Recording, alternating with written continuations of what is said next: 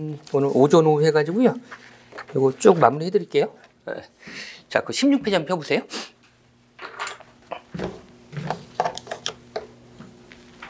자, 화학 식량에는 크게 이제 원자량, 분자량, 실험 식량이 있는 거고요. 거기 뭐 다 한번 읽어보시면 알겠지만 요거 하나 잡아두세요, 여러분들. 그 원자량에 보시면 원자 한 개의 상대적인 질량이라 써 있죠. 그 상대적이라는 말을 한번 체크하시고요. 요거 종종 절대적인 속이기도 합니다. 자, 보세요. 자, 한번 이렇게 한번 보실래요? 강사 몸무게가 있다 합시다. 그 다음에 어떤 학생의 몸무게가 있다 합시다. 여기는 어떤 듣는 학생이 한 명 있는데, 있다고 하시고요. 제가 만약에 70kg를 할게요. 제가 예를 들면. 여학생은 한 40kg를 할게요. 제가 임의로 보면. 그러면, 비율은 7대4잖아요. 그쵸? 근데 제가 오늘부터 나를 1로 보자는 거야. 그러면 이 학생의 몸무게는 어떻게 됩니까? 그러니까 원래 절대적인 값은 있는 거잖아요. 원래. 그쵸? 임의로 적어봤고요. 근데 나를 지금부터 1로 잡자는 거야. 그러면 얘는 얼마 되겠습니까? 이 친구는? 이 친구는 1 곱하기. 그쵸? 7대4니까 여기다 7분의 4를 곱하면 되겠네요. 그쵸? 그러니까 이걸 이제 다시 한번 해볼게요. 탄소 한 개의 실제 질량이 있겠죠, 여러분들.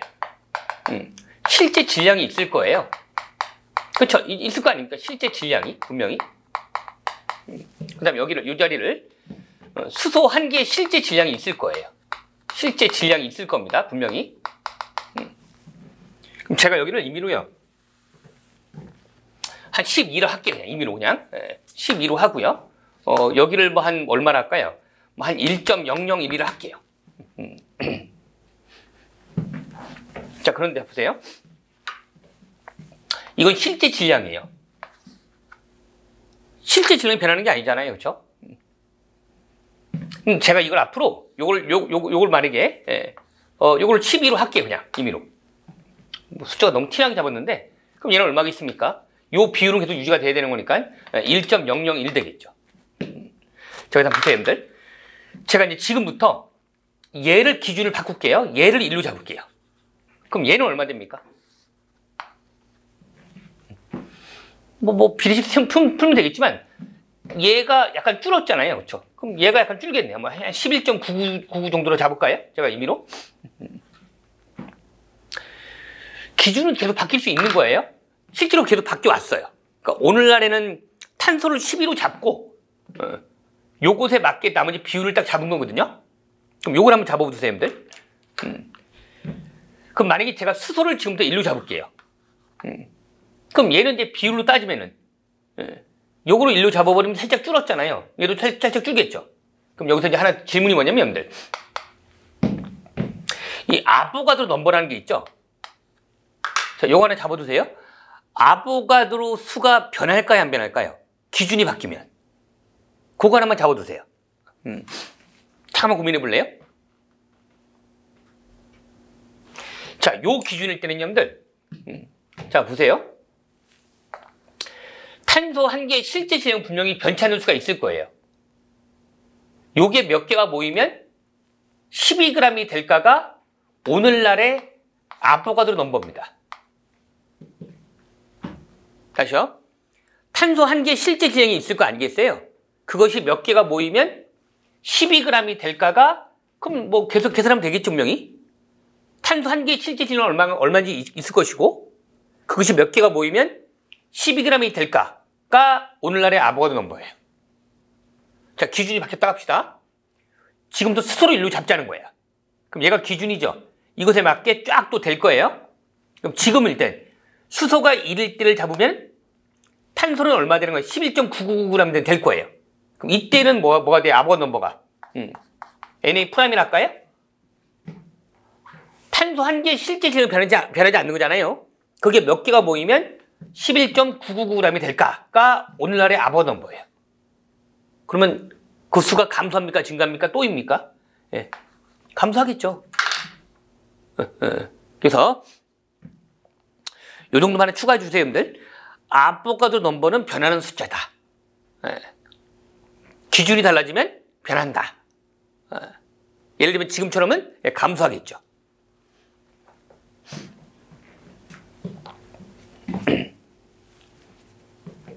네, 그렇게 좀 보시면 될 것 같고요. 하나만 더 들어볼까요? 지금 오늘날부터들 얘를 만약에 이제 앞으로 수소의 실제 질량을 뭐 2로 잡자입니다. 예를 들면 다시 수소의 실제 질량은 정해져 있는 거고요. 이제 앞으로 얘를 2로 잡는답니다. 내가. 그럼 얘는 얼마 되겠습니까? 얘가 증가했으니까 얘도 걸맞게 뭐 증가할 거 아니겠습니까? 뭐 대략 2배 증가했으니까 얘는 한 24점 얼마나 할까요, 그냥? 얘를 앞으로 2로 잡는다는 거야. 얘를 2로 잡아버리면 얘도 걸맞게 증가하겠죠? 한 24로 할게요, 러프하게. 그러면 탄소 한 개 실제 질량이 있는 것이고요. 그게 몇 개가 모이면 24g이 될까요? 그건 Na 뭐 2'이나 할까요, 제가? 엄청 커지겠다, 그쵸? 얘보다는. 그쵸? 그래서 기준에 맞게 아보가드로 넘버도 계속 변하는 수였다. 다시 한번 읽어볼게요. 원자량. 원자 한 개의 상대적인 질량이고요. 보통 속일 때 뭐 절대적인 질량 속이기도 합니다. 오늘날에는 10위짜리 탄소를 기준으로 잡고 있는 거고요.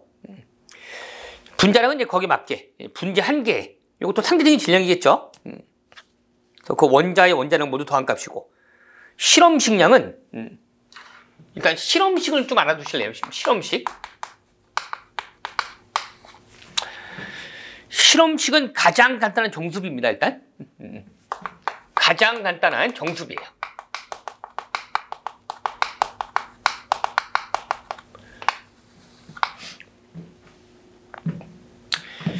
우리 시험에 한번 나온 적이 있는 문제인데요. 어떻게 나왔냐면 뭐 예를 들면 C가 60개 있답니다. NaCl이 있고요. 뭐 철이 있고요. 네 번째 뭐 다이아몬드가 있답니다. 다이아몬드. 다음 중에서 실험식이 아닌 걸 고르라는 거야. 우리 쪽에 나왔던 문제입니다. 몇 번 같아요, 여러분들? 답이 1번이었거든요. 그러니까 뭐냐, 실험식 하면은 가장 간단한 정수비예요. 이게 무슨 말이냐면 봐봐요, 여러분들. 이게 소금이잖아요, NaCl이. 소금을 만들려면 원래는 Na 무한대, Cl 무한대가 필요해요. 근데 우리가 그냥 심플하게 무한대를 없앤 거잖아요, 그쵸? 일종 무한대로 나눈 거 아닌가요? 그냥 나눠볼까요? 그럼 1대1 될 거 아니에요, 그쵸? 원래 소금은 NA가 무한계가 필요하고요. CL도 무한계가 필요합니다. 근데 우리가 그냥 약분한 거예요? 철이요? 철 원자가 무한대가 필요한 거예요.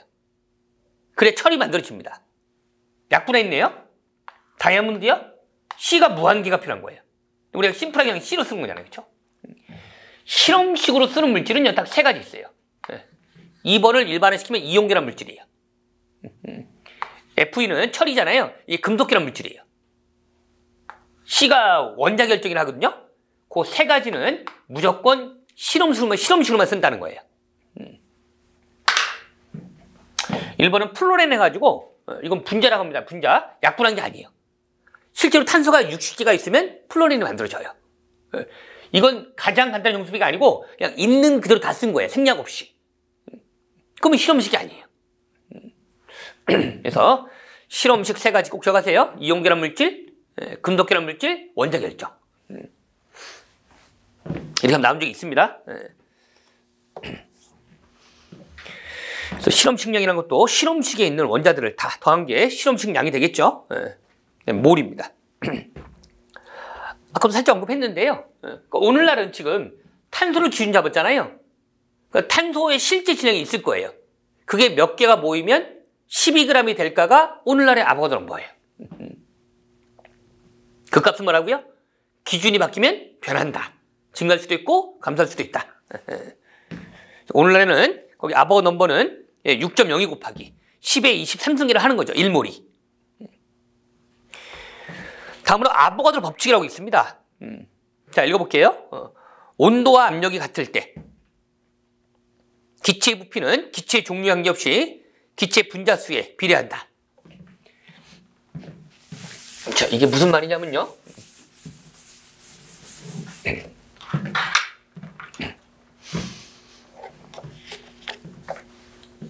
좀 이 정도 속도로 해야 이게 오늘 다 끝나거든요. 그래서 좀 양해해 주시고, 써머리니까 쭉 훑어 드릴게요.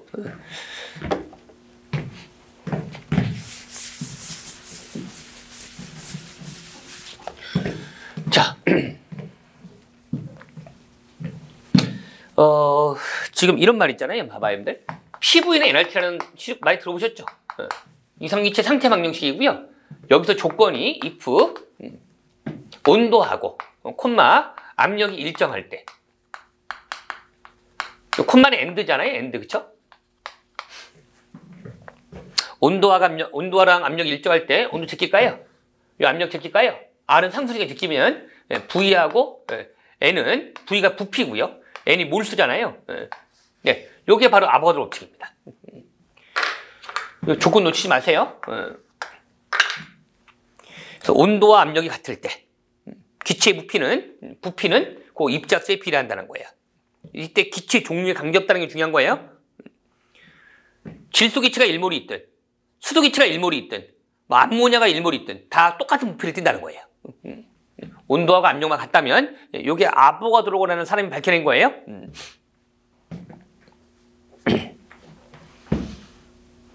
그래서 끝에 보시면 따라서 기체 1몰의 부피는 기체의 종류 관계없이 STP라는 말도 한번 체크해 보시고요. 0도씨 1겹으로 여기가 STP랍니다. 그때는 기체 종류 관계없이 모든 기체 1몰은 22.4리터를 뛴다는 거예요. 이게 결국 아보가드로 법칙이에요, 여러분들. 온도를 0도로 잡은 거고요. 압력을 1겹 잡은 거죠. 우리가 STP 조건이라고 해요. 이때는 기체가 1몰이 있으면 그때 부피는 22.4리터를 띱니다 라는 거예요. 하나만 더 예를 들어볼까요, 여러분들? SATP라고 있거든요. A가 앰비언트라고 해요.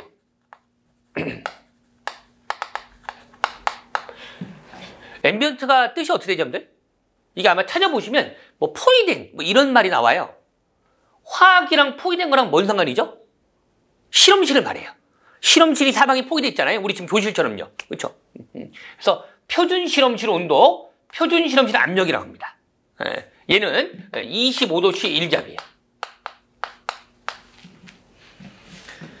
실험실이 0도면은 뭐 얼어 죽겠죠, 그렇죠? 거의 바깥 날씨에서 실험하는 거잖아요, 그렇죠? 이러면은 온도가 바뀌었잖아요. 그럼 얘는 이 조건일 때는 여러분들 1몰은 24.4리터가 돼요. 지금 이런 숫자가 중요한 건 아니고요, 여러분들. 이것만 느껴보세요, 여러분들. 이렇게 정종 잘 나와요, 여러분들. 자, 이상기체 1몰은 22.4리터입니다. 바로 즉흥적인 퀴즈 한번 내봤어요? 한번 말해보실래요?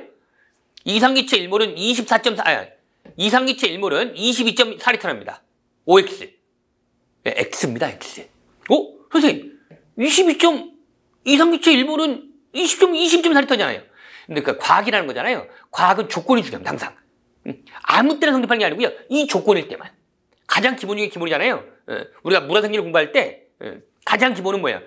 결과만 외우시면 안 되고요. 어떤 조건일 때만 성립하냐? 이때잖아요. 온도가 압력이 일정할 때. 그 중에서도 0도씨 1겹이면 그걸 우리는 STP라는 거고 그때 1몰은 22.4리터다라는 거지. 조건이 바뀌었잖아요. 0도씨 1겹이 아니잖아. 당연히 20.4리터는 아니겠죠. 그렇게 실제로 온도가 높아졌기 때문에 살짝 부피가 더 증가합니다. 네, 그렇게 보시면 될 것 같고요. 그 다음에 그 환산인자를 이용한 계산. 이건 그냥 말로 넘어갈게요. 가장 기본 중에 기본이니까 질량이 나와도 몰수로 줄 줄 아셔야 되고요. 부피를 몰수로 또는 개수를 몰수로 또 반대로 몰수를 질량으로 뭐 몰수를 부피로 몰수를 개수로 가장 기본 중에 기본이죠. 일단 화학은 다 몰수책입니다. 그러니까 종종 여러분들 뭐 질량으로 나왔어, 뭐 부피로 나왔어, 뭐 개수로 나왔어. 그럼 바로 기본적으로 몰수로 고치는 그냥 기본 중에 기본인 겁니다. 왜냐면 화학 전체가 몰수책이거든요. 그 다음에 화학 반응식. 화학식을 이용해서 표시한 식을 우리는 화학 반응식이라는 거고요. 거기 예를 들면 AA, BB, CC가 있잖아요. 요것 좀 알아두세요, 여러분들. 요 A하고 B하고 C가 있죠. A 대 B 대 C가 있죠. 우리는 이걸 개수비라고 해요. 그렇죠? 대문자 A, 대문자 B는 반응물이고요. 요 대문자 C는 생성물이죠. 그렇죠? 요 개수 A, B, C를 우리는 개수비라고 합니다. 자, 개수비랑 동요를 좀 알아둘 필요가 있어요. 한번 기억해 보실래요? 개수비랑 동요가 뭐였죠, 여러분들? 한번 떠올려보세요. 몰수비죠, 몰수비. 그렇죠? 또 뭐가 있었죠? 네, 부피비예요, 부피비. if. 그렇죠? 언제가 부피비가 성립하죠? 네, 기체일 때만이에요. 제가 물어볼까요? 이때 부피비는 A 대 B 대 C랍니다. OX. 아직 함부로 말하면 안 되죠. 왜요? 제가 쓴 칠판에 쓴 거로는 기체 표시가 안 돼 있잖아요. 그럼 제가 만약에 기체 표시 넣어볼게요. 그럼 다시 물어볼게요, 여러분들. 부피비는 A 대 B 대 C가 성립합니다. 어때요? 맞는 말입니다. 그때는. 왜? 기체 가스라고 써 있으니까. 여기 살짝 여러분들 제가 솔리드로 고칠까요? 솔리드로? 가운데를? 그 다음에 부피비는 A 대 B 대 C가 성립합니다. 어때요? OX? 틀린 겁니다. 그때는. 왜? 솔리드가 있으니까. 그래서 기체일 때만, 기체일 때면 바로 개수비가 부피비까지 성립한다는 거야. 이런 거 조심하세요. 그래서 오답을 잘 속입니다. 이런 거. 그 다음에 여러분들, 질량비. 이건 너무나 막간 오답이야. 이런 거 물면 안 돼요. 개수비가 부피비다. 그거는 살짝 좀 애교스러운 오답이라면, 개수비가 질량비다. 이건 완전 막간 오답이야. 기억해 주시고, 전혀 관계가 없다. 그 다음에 여러분들, 요것도 한 적어 두실래요? 자, CO2라고 있어요.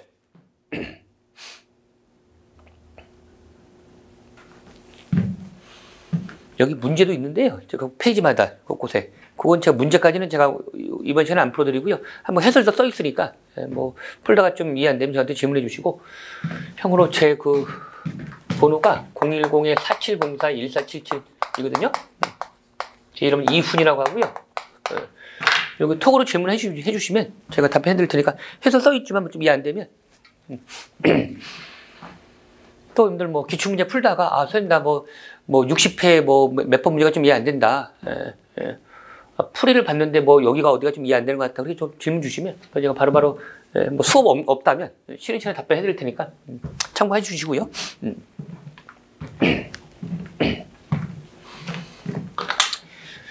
자, 봐봐요, 여러분들. 이거랑 이제 뭐랑 혼돈하냐면요. CO2가 있잖아요. 일명 이산화탄소라고 하잖아요. 자, 탄소가 하나 있죠, 여러분들. 참고로 이것도 한번 연습해 볼까요? 이거 실험식입니까? 분자식입니까? CO2라는 건. 아까 제가 뭐 했나요, 여러분들?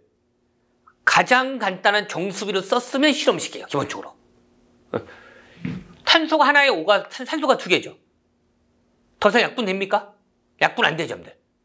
그럼 얘는 CO2는 분자식이면서 실험식이라고 하는 거예요.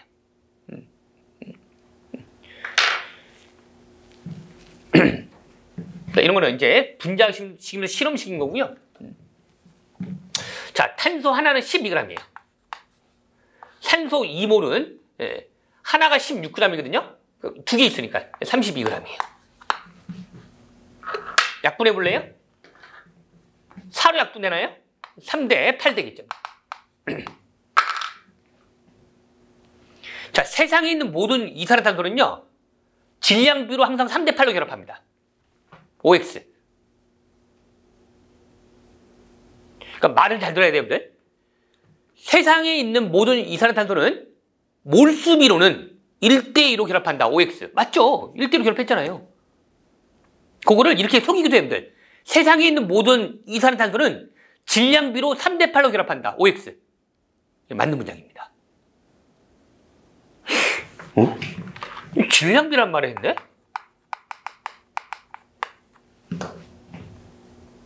아니, 이거 질량비 성립하지 않는다며. 근데 이런 논리 질문 가장 기본적인 기본인데요. 지금 이때랑 이때가 상황이 달라요? 상황이 다른데, 저번에는 또 질량비 성립하지 않는다며요. 저번하고 이번하고 상황이 다른데요? 이때는 언제, 여러분들? 화학 반응식에서 개수비는 질량비가 될 수 없다는 것이고요. 지금은 뭐, 여러분들? 어떤 하나의 분자에 대해서, 예를 들면 CO2를 예를 들었죠, 여러분들? 제가 CO2, 그쵸? 탄소가 1대, 산소가 2, 1대2로 결합하잖아요. 탄소 1몰이 12g이에요. 산소 1몰이 16g이거든요? 이게 두 개 있잖아요. 그러니까 32g이겠죠. 이거 4로 나눠볼래요? 그럼 3대 8이죠, 여러분들. 이건 질량비잖아. 세상에 있는 모든 이산탄소는 탄소랑 산소가 항상 질량비로는 3대 8로 결합한다는 거예요. 이걸 뭐라고 하죠? 이거를 일정 성분비 법칙이라고 합니다.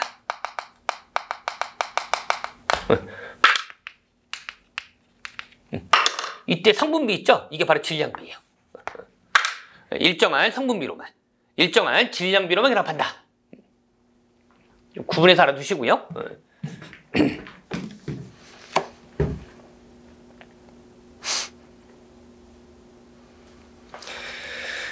그 다음에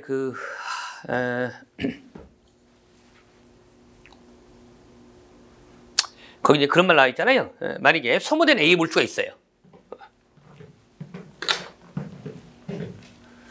만약에 소모된 A의 몰수가 2몰이라 합시다. 소모된 A 몰수가 2몰이라고 가정할게요. 그럼 생성된 C의 몰수는 얼마입니까? 한 예를 들건데. 만약에 이런 식에서 소모된 A 몰수가 2몰이랍니다. 그러면 생성된 C의 몰수는 얼마예요? 일단 2몰 곱하기. 요게 A 대 C니까 여기다가 A분의 C를 곱하면 되는 거죠. 그렇죠? 소모된 게 A가 2몰이래요. 그럼 C는 몇 몰 생기는 거예요? 2몰에다가 A분의 C를 곱하면 되는 거고. 한번 더 연습해볼까요? A가 2몰이 소모됐답니다. B는 얼마 소모돼요? 또 2몰에다가. 개수비가 A 대 B니까. A 대 A분의 B만큼이 소모되겠습니다. 말할 수 있는 겁니다. 그런 말이 좀 써 있는 거고요. 한계 반응물이라면 단어 있죠. 한계 반응물. 자, 이런 말 한번 써볼까요? 자, 이런 예 한번 적어보세요, 여러분들. 자, 이게 암모니아 반응인데요. 생성 반응인데요. 제가 임의로 한번 잡아볼게요, 여러분들.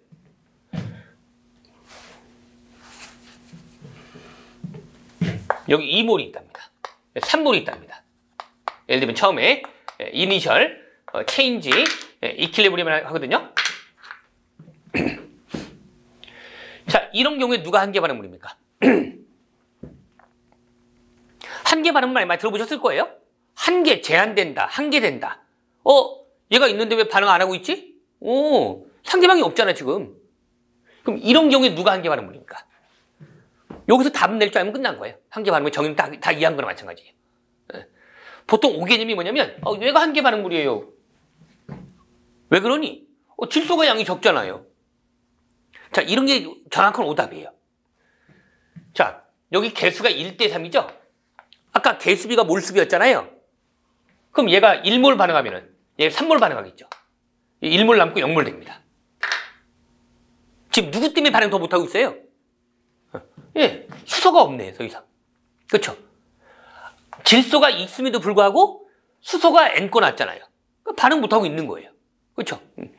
그러면 얘가 먼저 0 됐죠? 그러니까 둘 중에 누가 먼저 0 된 거죠? 최종적으로 이퀄리브리엄 상태에서 그게 바로 한계 반응물이에요. 그 얘가 한계 반응물인 거예요. 근데 이런 걸 개념을 놓쳐버리면 절대적인 양이 적은 게 한계 반응물이야. 이게 정확한 오개념이에요. 그런 식으로. 그래서 절대적인 양이 적다 해서 한계 반응물이 아니고요. 개수비를 다 고려해야 될 거 아니에요. 그렇죠? 이 경우는 뭐예요, 여러분들? 수소가 처음부터 3몰 있었죠? 질소가 2몰 있었죠? 질소가 양이 적었잖아요, 절대적인 양은. 하지만 개수비를 고려하니까 수소부터 먼저 응대버렸네요. 그럼 수소가 한계 반응물인 거예요. 그럼 질소를 뭐라고 해요? 반대말로. 이거 초과 반응물이라고 합니다. 그래서 처음에 주어진 절대적인 양이 중요한 게 아니에요. 그보다 더 중요한 거는 개수까지 고려해야 된다. 이런 논리입니다. 수동률이라는 단어가 있거든요. 요거 잘 나오고 잘 틀립니다. 보통 질문 들어오면 수동률의 정의를 놓친 경우가 많아요. 이 정의 알아두셔야 돼요. 수동률은요, 자, 이론적인 수동량이 있어요. 그러니까 이론적인 건 뭐냐면 이런 거죠, 여러분들 봐봐요. 자, 얘가 지금 1몰 반응했죠, 여러분들. 이게 얼마 생깁니까? 이론적으로. 요 체인지가 있죠, 체인지. 요 체인지 부분할 때가 요 계수비대로 반응하는 겁니다.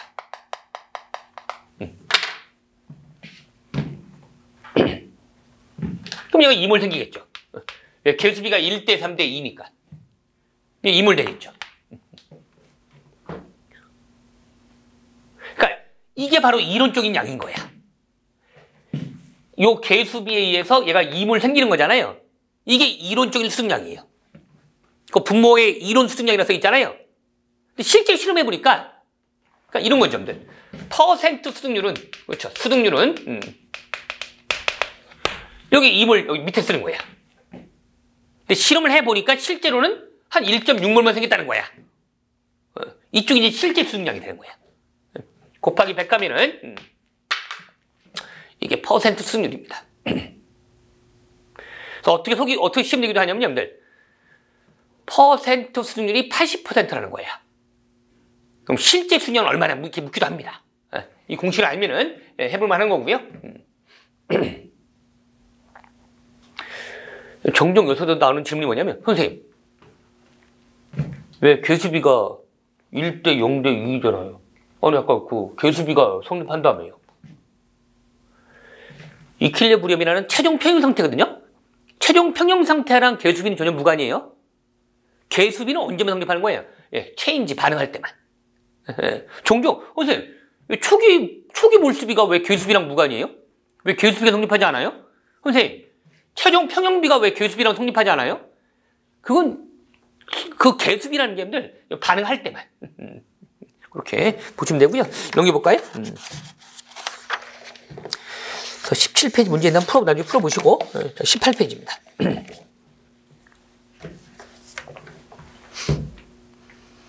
자, 보호의 원자 모형과 수소 선 스펙트럼인데요. 자, 1번 전자는 핵주의를 원운동하며 불연속적인, 그 불연속적인이라는 단어를 체크해 보실래요? 거기 종종 연속적인 이란 말을 속이기도 합니다. 보호는 불연속적인. 그게 어떤 말이냐면, 여러분들, 밑에 그림이 나와 있잖아요.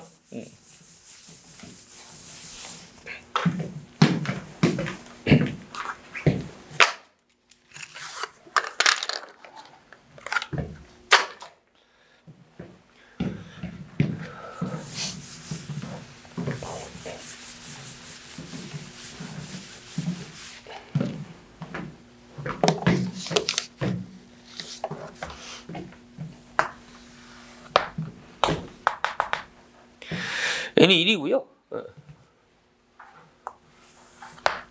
n이 2고요. 3이 쭉 있잖아요. 그렇죠?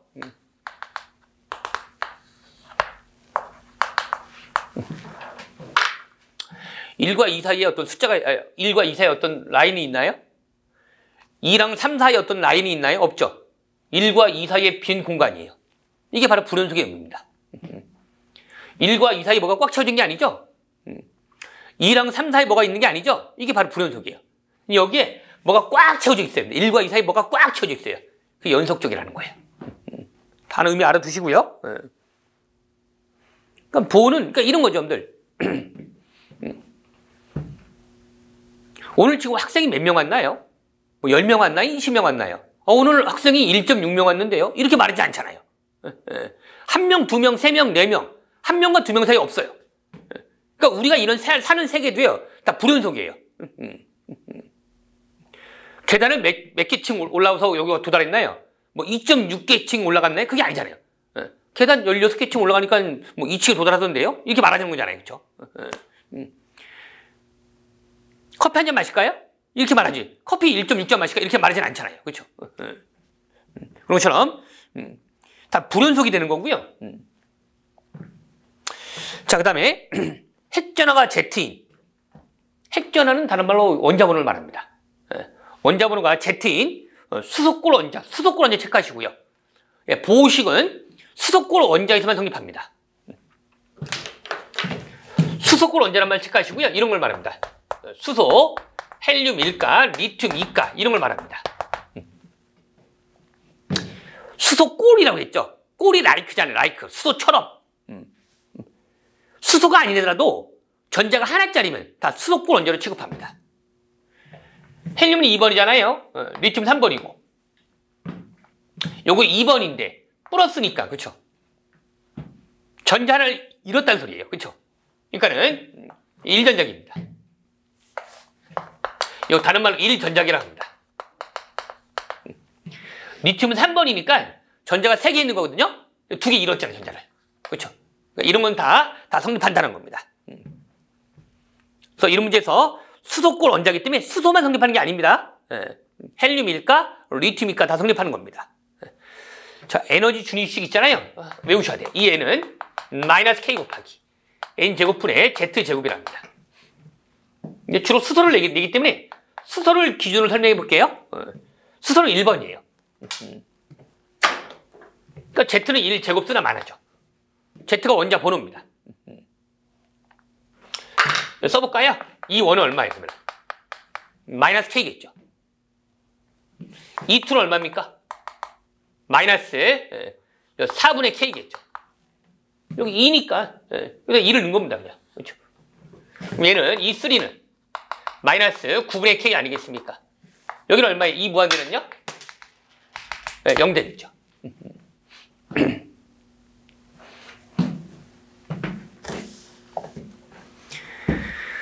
그래서 전자가 한 에너지 준위에서 여기 있는 전자가 올라가려면 요 에너지를 다 구했으니까 그렇죠. 요 둘이 얼마예요? 이게 4분의 3K 아니겠습니까? 요만큼을 흡수해야 된다 이 말이고요.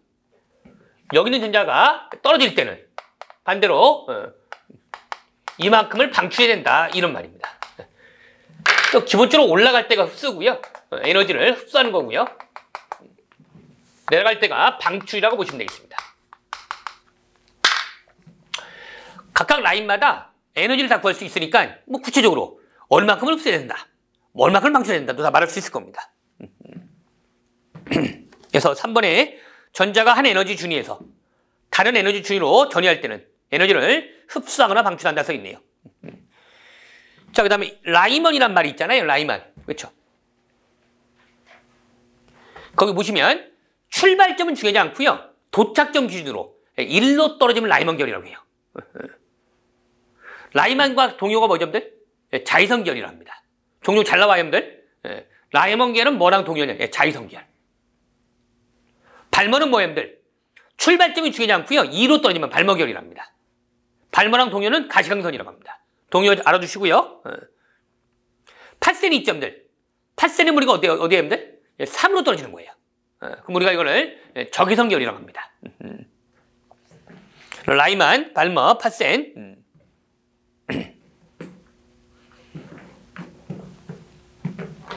제가 문제 내볼게요. 자, 전자가 2에 있었는데요. 요거 3으로 올렸어요, 제가. 이게 무슨 결인가요? 2에 있던 전자를 3으로 올렸답니다. 이게 무슨 결이에요? 좀 당황스럽죠?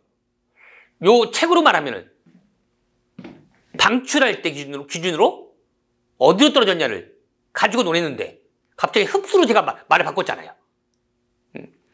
흡수든 방출이든 다 성립하는 거고요. 이렇게 보시면 돼요. 그냥 심플하게 흡수로 나오면 그걸 방출로 바꿔볼래요? 2에서 3으로 가는 게 흡수라면 방출은요? 3에서 2로 가는 게 방출 아닌가요? 문제에서 흡수로 나와도 그대로 방출을 바꿔보세요, 여러분들.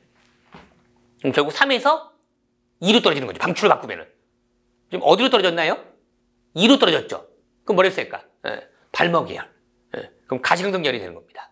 그래서 라이먼, 발머, 팥센은 보통 책에서는 여러분들 이게 방출 기준으로 써 있지만 흡수 쪽도 성립한다. 만약 문제에서 흡수로 나오면 뭐다? 그걸 방출로 바꿔 생각해라. 한번 더 들어볼까요? 자, 2에서 여러분들 요거 4로 갔답니다. 4로. 그럼 저거 뭐랬어요, 여러분들? 2에서 4로 가려면 흡수해야겠죠. 바꾸세요. 그럼 4에서 2로 가는 거죠. 네, 발목이열이에요. 1에서 4로 갔다. 흡수했다. 4로. 바꿔보세요. 그럼 4에서 1로 가는 거죠. 1로 떨어졌으니까 그럼 라이먼 계열이 되는 거죠. 네, 그렇게 흡수로 나와도 바꾼 다음에 어디로 떨어졌냐. 1로 떨어졌다. 라이먼. 2면은 발머. 3면 파센이라 합니다. 저 다음에 오비탈. 공간상의 분포 확률을 나타내는 함수라고 하는데요. 끝에 보시면 그 경계면은 존재 확률이 90%. 90%만 체크하시고요. 그러니까 오비탈 가지고는 100%까지는 알 수 없어요. 그러니까 이런 거죠, 여러분들. 지금 이훈이라는 강사를 역삼동의 윌비스라는 벨사원의 매칭에 가면 만날 확률이 100%야. 이렇게 말하면 안 된다는 거예요. 만날 확률이 90%까지. 10%는 함부로 단정내리면 안 돼요. 약간 오비탈의 단점이 단점이겠죠? 자, 양자수가 4가지 나오죠. 4가지. 주양자수가 있고요. 그 다음에 가운동량 양자수가 있고요. 가운동량 양자수에 비춰볼래요? 다른 말 뭐죠? 부양자수라고 합니다. 주양자수는 기호로 n이고요. 그 다음에 가운동량 양자수, 다른 말로 부양자수는 기호가 l이고요. 그 다음에 자기양자수, ml이라고 합니다. 써있죠? 그 다음에 스핀양자수는 ms라고 해요. 자, 주양자수는 n이라고 하고요. 자, n이 1일 때, n이 2일 때, n이 3일 때. 자, 동의 하나 알아두실래요? 요걸 K쉘이라고 해요. K쉘. 요걸 L쉘이라고 해요. L쉘. 요걸 M쉘이라고 해요. 4까지는 봐둘까요? 요걸 N쉘이라고 해요. N쉘. 그래서 K, L, M까지는 알아두시고 동의어입니다. 그러니까 주양자수가 N이 1은 알아들었는데 K쉘에 K쉘이 뭐예요? 이러면 또 깜깜하잖아요. 그렇죠? 주양자수 2라고 동의어가 K쉘이에요. 그래서 K, L, M까지는 알아두시고요. 그 다음에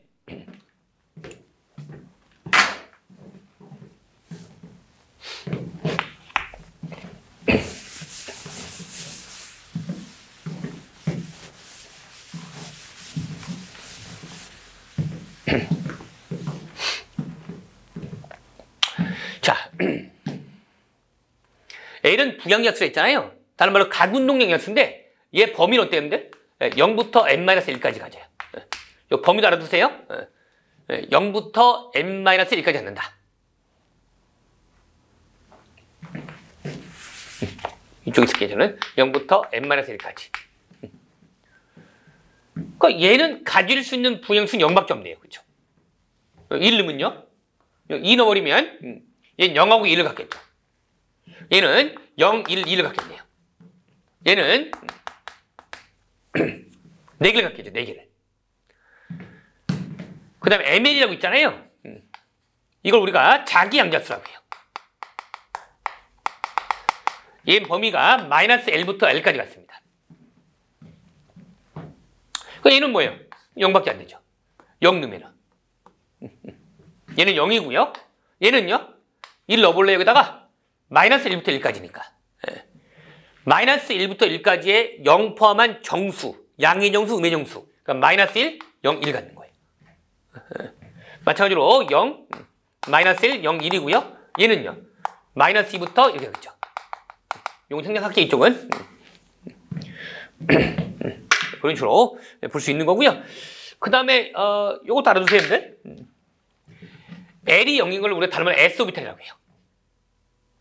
L이 1일 때는 P오비탈이라고 하고요. L이 2일 때는 우리가 D오비탈이라고 합니다. 그래서 잘 써있네요. 그렇죠? 그래서 주양자수가 1일 때 오비탈은 1S밖에 못 갖고요. 2일 때는 2S 하나에 2P 3개. 3일 때는 3S 하나, 3P 3개, 3D 5개. 일반화 시켜볼래요? 주양자수 n이 가질 수 있는 최대 오비탈 수는 몇 개예요? 그 말을 지금 이해했다면 이 퀴즈가 답이 나와야 돼요. 지금 가만 보면 n이 1일 때는 오비탈 하나, n이 2일 때는 오비탈 4개 나오죠. 3일 때는 9개 나오잖아요. n제곱이에요. n제곱. 그래서 주양자수 n이 가질 수 있는 오비탈의 최대수는 얼마다? n제곱이에요.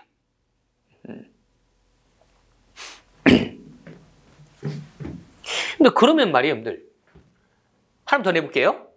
주양자수 n이 가질 수 있는 최대 전자수는 몇 개예요? 오비탈마다 전자가 2개씩 들어갈 수 있어요. 아까 제가 뭐랬나요? 주양자수 n이 가질 수 있는 최대 오비탈 수는 n제곱이었잖아요. 그러면 오비탈마다 전자가 2개씩 들어갈 수 있거든요. 그러면 주양자수 n이 가질 수 있는 최대 전자수는 곱하기 2 하면은 2n제곱이 되는 거예요. 스핀 영역수는 플러스 2분의 1, 마이너스 2분의 1밖에 못 갔습니다. 그 의미가 뭐죠, 여러분들? 오비탈이 있을 때 플러스 2분의 1짜리, 마이너스 2분의 1짜리. 요걸 스핀 영역수 해가지고 플러스 2분의 1짜리 하고요. 요 놈을 ms 해가지고 마이너스 2분의 1로 합니다. 이렇게 두 가지가 줄 수 있다.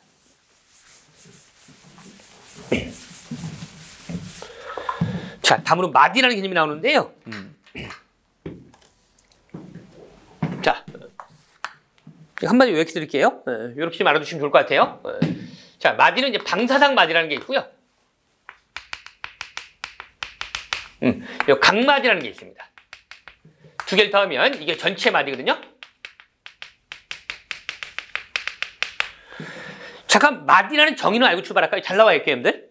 한번 읽어볼게요. 전자가 존재할 확률이 0이 되는 부분을 마디라고 합니다. 자, 그 정의는 알아두시고요. 자, 거기도 써있는 글보다 이게 더 중요합니다. 자, 방사상 마디수라는 게 있는데요. 요거 n-l-1개. 요 공식 꼭 알아주시고. 각 마디수는 여기 L개라고 합니다. 시험이 이렇게 나와요. 방사상 마디수가 몇 개냐? 각 마디수가 몇 개냐? 방사상 마디수는요, n-l-1개입니다. n은 주양자수예요.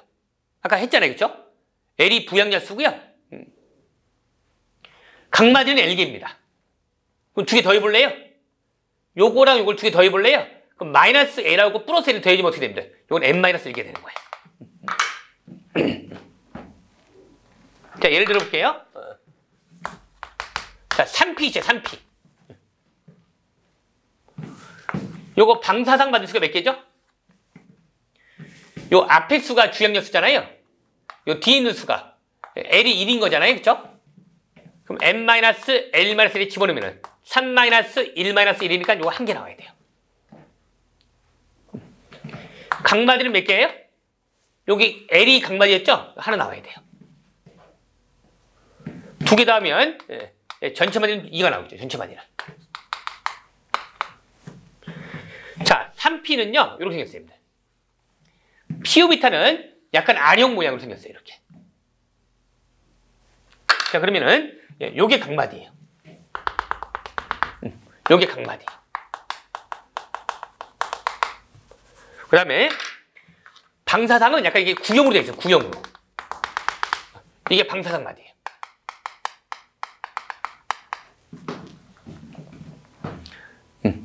항상 방사상 마디는 약간 구형으로 생겼습니다. 구형으로. 그래서 여기가 방사상 마디 하나 있는 거고요. 여기 각마디 하나에. 그리고 항상 마디 경계로 위상이 바뀌어요, 여러분들. 여기 제가 플러스 위상이라 할까요? 그럼 항상 마디 경계로 위상이 바뀌기 때문에 마이너스 되는 거예요. 또 각마디가 있네요. 플러스 되는 거고. 또 방사상이 있네요. 마이너스 되는 거예요. 그래서 종류 어떻게 되냐면 여길 기억, 니은, 여길 기억, 니은, 뭐 디귿, 니을 해가지고 뭐 기억과 리을은 위상이 같다. 뭐 기억과 디귿은 위상이 다르다. 이렇게 속이기도 합니다. 그래서 기억하고 디귿은 위상이 같은 거고요. 기억하고 니을은 위상이 다르네요. 이런 식으로. 또는 니은하고 디귿이 왜 위상이 다른 이유가 뭐냐? 각마디 때문에. 이렇게. 3P 정도로 결제하시면 충분히 이해할 수 있는 겁니다. 거기 있는 글보다도요, 이렇게 좀 아시면 충분하다. 다시 한번 방사상 마디는 n-l-1개다. 각마디는 L개다. 두 개 더하면 전체 마디다. 3P를 예를 들면 돼요. 하나만 예를 더 들어볼까요? 3S 한번 들어볼까요? 3S. 3S. 요거 방사상은 몇 개인가요? 자, n이 여기 3이죠, 이게. l은 0이네요. S오비탈이니까. 그럼 방사는 n-, l-1이니까 2개 나오네요. 각마디는 l이 0이네요. 2개 더하면 전체 마디는 2개 되겠네요. 네. S오비탈 같은 경우는 바로 전체 마디가 방사성 마디예요. 왜요? 각마디가 없으니까. 따라서 S는 약간 구형 모양이거든요. 이렇게 구형 모양이에요. 여기 전자가 다 이제 전자가 다 존재하는데요. 확률적으로. 2개 나왔잖아요. 방사상은 항상 이렇게 구형으로 그리는 거야. 구형으로. 이런 게 2개 있다는 소리예요. 적당한 데서야 하나, 2개 쓰면 되는 거예요. 이렇게. 그래서 요것들이 하나하나가 다 방사성 마디예요. 여기다 위상 표현해볼까요? 여기 플러스라면 마이너스고 플러스 되는 거니까. 항상 마디 경계로 위상이 바뀐다 보시면 돼요. 그렇게 보시면 됩니다. 자, 넘겨봐도 될 것 같은데요. 그 다음에 19페이지요.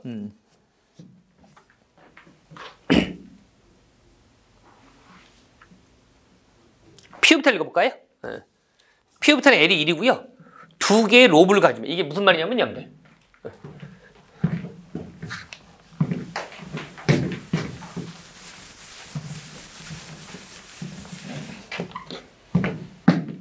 PX, PY, PZ라거든요. 아까 P부터는 L이 1이었잖아요. 그렇죠? 그럼 ML이 얼마였죠, 여러분들? 마이너스 L부터 L까지잖아요. 1 집어넣으면 어떨까요? 마이너스 1, 0, 1 되는 거야. 이게 ML입니다. 그래서 얘가 마이너스 1이네. 자기 양력수가 마이너스 1인 오비탈. 0인 오비탈, 뭐 1인 오비탈을 말하는 겁니다. 이렇게. P형태 이렇게 그리잖아요. 이렇게. 그렇죠? 요 하나하나가 로브예요. 하나하나가 로브거든요. 로브 2개로 구성된 게 P 오비탈이다. 이런 말이고요. 각각 오비탈은 한 개의 각마디. 왜냐면 아까 그랬잖아요. 요 L이 바로 각마디 수잖아요. 그렇죠? 자, D 오비탈은 L이 2고요. 4개의 로브를 가졌다 써 있는데요. 자, DXY가 있고요. DXZ가 있고요. DYZ가 있고요. DZ제곱이 있고요. DX제곱 마이너스 Y제곱이 있습니다. 예전에 우리 시험 문제 이런 문제가 있었어요. D 오비탈 5개 중에서 모양과 형태가 다른 거 하나 골라라. 요게 달라요. 요게 답이었을 때. 얘는요, 나머지 다 클로버 모양입니다. 클로버 모양. 약간 클로버 모양이에요. 근데 얘만 어떻게 생기냐면, P 오비탈처럼 생긴 데다가 약간 로브가 하나, 튜브처럼 하나 껴있어요. 이렇게. 이런 식으로. 그래서 나머지는 다 로브가 4개 있는데, 요 놈만 약간 P 오비탈 그림에 로브가 껴있는 형태예요. 거기로 말하면 그 세 번째 그림이 그런 겁니다. 그래서 DZ제곱만 D 오비탈 4개, 5개 중에서 모양이 좀 다르다.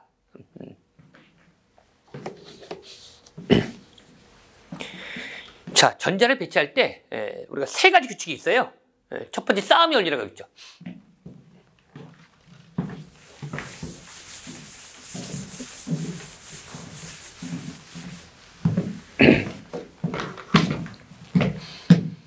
자, 보통 이걸 아우프 바우 원리라고 합니다. 사람 이름이고요. 요 사람이 말한 겁니다. 사람이. 독일 사람이었고요. 전자를 쌓을 때는 어떤 규칙을 만든 사람인데요. 첫 번째 M 플러스 L이 작을수록 에너지가 작다고 했어요. 두 번째는 M 플러스 L이 같을 경우는 N이 작을수록 에너지가 작다고 했습니다. 에너지가 작다는 소리는 좀 더 안정하다는 소리죠. 스테이블하다는 소리예요. 그러니까 어느 오비탈부터 채울 거냐 할 때 먼저 N이 주형열수잖아요. L이 부형열수고 M 플러스 A를 먼저 따진 다음에 곱값이 작은 게 바로 안정하다. 에너지가 작다는 소리는 안정하다는 소리거든요. 그럼 그 방부터 채운다는 거예요. 근데 만약에 n 플러스 1이 같을 경우라면 어느 오비탈부터 채울 거냐를 논할 때 그때는 n이 작을수록 에너지 작다는 거야. 이거 정합하면 이게 나와야 합니다. 순서 외워두셔야 돼요.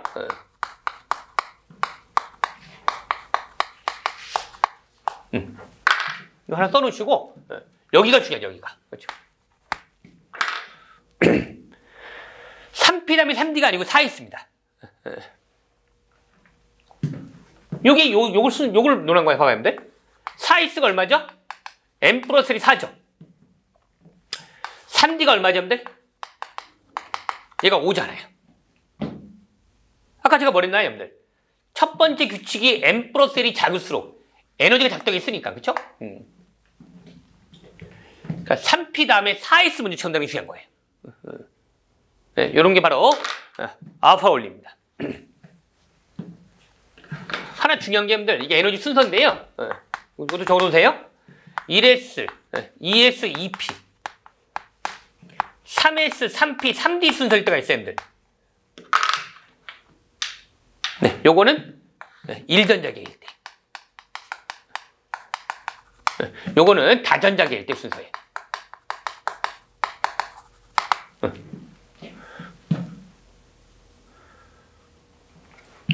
예를 들면 헬륨 뿔이 나왔어요, 여러분들. 헬륨이 나왔어요, 여러분들. 헬륨 뿔은 뭐죠, 여러분들? 요거는 1전자계죠. 전자 하나이잖아요. 이때 순서는 요걸 따라가야 돼요. 근데 헬륨이 나왔어요, 여러분들. 전자 2개죠. 그땐 요 순서를 따라가야 돼요. 그런 거 속지 마시고, 그러니까 얘를 잘 보고, 예를 들면 헬륨을 냈냐, 헬륨 뿔을 냈냐. 그리고 다전자계라면 여기 순서. 이런 게 알파 원리고요. 그 다음에 파울루 베타 원리. 한 원자에는 4개의 양자수가 모두 같은 전자는 존재할 수 없다. 이게 무슨 말이에요? 파울리라고 해가지고요. 예를 들면 질소가 7번이잖아요. 1s2, 2s2, 2p3이죠. 그럼 7개의 전자 중에서 내가 2개를 임의로 뽑았어요, 여러분들.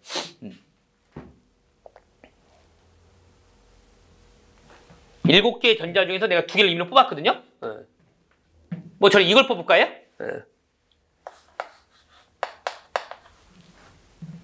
그럼 얘 주양력수 어떻게 됩니까? n이 2죠? l은 0이죠? mn은 0이죠?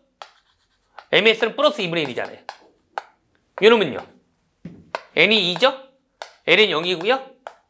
mn은 0이고요. ms는 마이너스 2분의 1이잖아요. 여기 세 개는 같을 수 있죠. 같네요, 지금. 얘는 다르죠, 지금. 이처럼 내가 임의로 7개의 전자에서 2개를 뽑았을 때 4개의 양력수가 같을 수 없다는 것이 바로 파울루 베타 원리입니다. 이걸 좀 쉽게 말하면 하나의 오비탈에 전자를 채울 때는 반드시 스핀 방향이 반대인 게 들어가야 된다. 그래야만 4가지 양력수가 전부 같을 수는 없다. 이런 말입니다. 훈체 규칙은요, 홀전자가 많을수록 안정하다. 이런 거죠. 자, 요 정도 하나 추가해 볼래요, 여러분들? 자, 요 EP3잖아요. 하나, 둘, 세 개. 하나, 둘, 세 개. 누가 안정합니까? 둘 다 홀전자 3개고 얘도 3개입니다. 홀 전자수가 같을 때는 뭘로 따진다? 스핀 양자수가 같은 방향이 많은 게 안정한 거예요. 그러니까는 위에 게 안정하다. 그래서 훈체 규칙은 2가지예요. 첫 번째는 홀 전자가 많은 게 안정하다. 그러니까 버스 타거나 지하철 타면은 자리가 빈 공간이 있었거든요. 근데 내 옆에 누가 안 내요? 그러면 그게 불안정하다는 거지. 빈자리가 있는데 또 이제 빈자리가 이제 없어요. 그러면 이제 같은 방향의 스핀 양자수를 갖는 것이 좀 더 유리하다는 거예요. 그래서 위에 게 더 안정한 겁니다. 20페이지 문제 풀어보시고요. 잠시 쉬었다가 21페이지 하도록 합시다.